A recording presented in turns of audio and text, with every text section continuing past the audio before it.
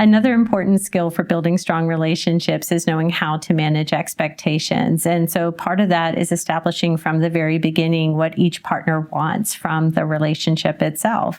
I think one of the important components to having an authentic partnership is realizing that not every partner may have your best interest. This lack of kind of having best interest at heart can be harmful to partners, but it can also be really harmful to researchers. So when entering into partnerships, I think particularly if you're involving patients and families and community members, it's incredibly important that we also see and guard against the opportunities where we might intentionally or unintentionally be taking advantage of them and their expertise. In our work, patients and families are the most critical partner at the table.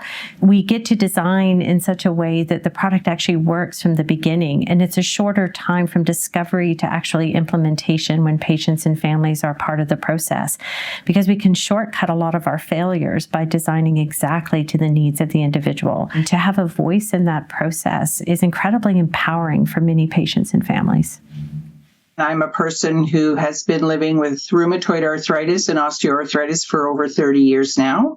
I've done some work with St. Mike's Hospital here in Toronto.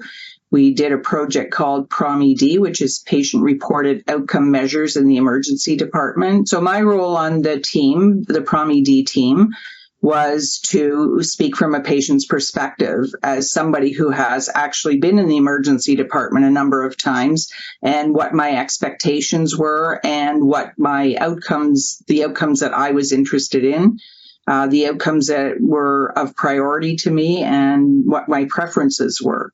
So I spoke to those issues, and they incorporated that into the research. I want to be involved in research because there is no hope for the future without research. Everything that we do advances the agenda and leads to better outcomes for patients. It leads to better outcomes for partners.